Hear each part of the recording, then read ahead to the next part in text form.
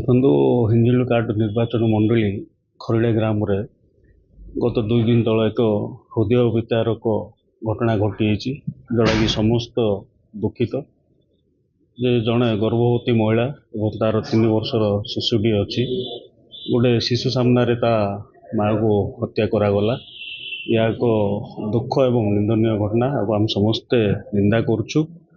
ଏବଂ ଆଜି ଆମର ମାନ୍ୟବର ପୂର୍ବତନ ମୁଖ୍ୟମନ୍ତ୍ରୀ ଏବଂ ବିଜୁ ଜନତା ଦଳର ସଭାପତିଙ୍କ ନିର୍ଦ୍ଦେଶ କ୍ରମେ ସେ ଯେଉଁ ଛୁଆ ଯେଉଁ ଅନାଥ ହେଇଯାଇଛି, ତାର ପରିବାରରେ କିଏ ବି ନାହାନ୍ତି, ସେ ଛୁଆକୁ ଆମର ବାଳ ଆଶ୍ରମରେ ଯେଉଁ ରଖାଯାଇଛି ତାକୁ ଆମେ ଯାଇକି ମାନ୍ୟବର ନବୀନ ବାବୁଙ୍କ ନିର୍ଦ୍ଦେଶ କ୍ରମେ ଆଜି ବିଜୁ ଜନତା ଦଳର ଗଞ୍ଜାମ ଜିଲ୍ଲାର ସମସ୍ତ ନେତୃବୃନ୍ଦ ଯାଇକି ସାକ୍ଷାତ କଲୁ। ସେ ଛୁଆ ବହୁତ ବିକଳ ଅବସ୍ଥାରେ ଅଛି ଆଉ କାନ୍ଦୁଛି ଏବଂ ବର୍ତ୍ତମାନ ସେ ଛୁଆ କାହାକୁ ବି ଆଉ ବିଶ୍ୱାସକୁ ନେଉନାହିଁ।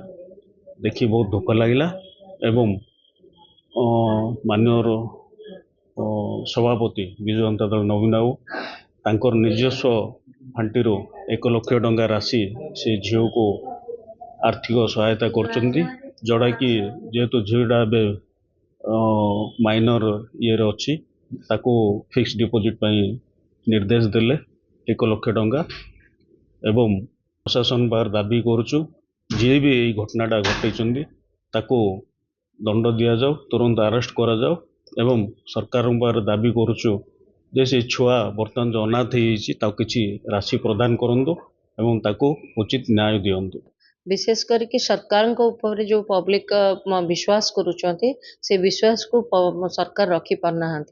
महिला सुरक्षा कथा कहते जड़े महिला जदि दांड में आसिक धारणा दौची एवं तार आईन अनुजाई से धारणा देची, पुलिस कर्तव्य रही सुरक्षा दवा, सुरक्षा न देकी खोला छाड़ दिगला किसी हेनी कहीकि आज से गर्भवती महिला 3 वर्षर छुआ सामना माँ को मारी दिगला।